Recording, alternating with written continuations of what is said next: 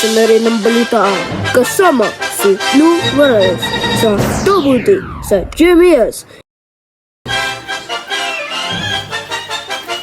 Magandang gabi na sa mga balita. Dito na yung ating broadcasting, pero kung ano na yung pinagbalita namin hanggang dito sa isang balita. Lahat dito na ang isang balita kung ano yung pinaggagamitin pa. Lahat dito na yung sa isang balita namin. At walang interrupt dito sa mga balita. Pero dito ang special news namin ngayon ay walang kinikilingan, walang pinaprotektahan, walang kasinungalingan noon, ngayon, at magpakailanman. So dito na ang mabalita, pero ano yung pinagagamitin pa. So dito na ang mga balita sa isang balita namin. Walang kasinungalingan, pero servisyon totoo lamang. Walang iwanan ng mga balita. So, pero ano yung pinagagamitin pa?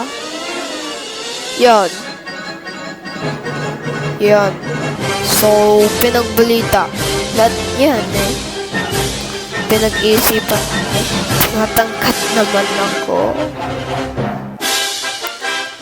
Baba. So, dito na yung isang bahagi ng totoo. Pero sa isang balita, pero yung pinagagamitan hanggang magpakailanman, ngayon, noon, pero hanggang dito yung pag-report dito.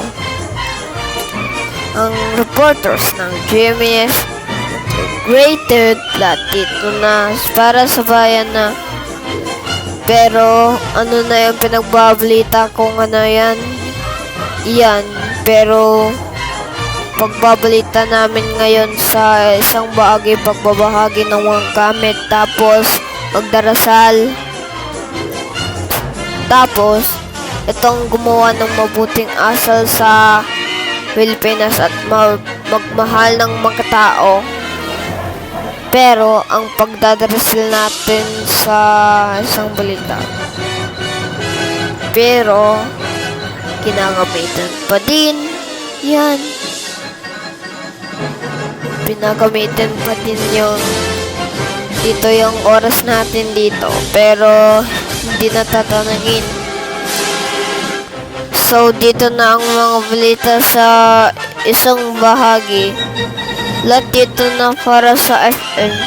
So isang bahagi na ngayon, pero yung pinagbalita namin dito, yan yung mga kaklase, mga kaibigan, sa paligid ng sa Luzon, Visayas, Mindanao, ibang bansa, pero ano yung pinagagamitan ng sign language, pero ano hanggang dito, yung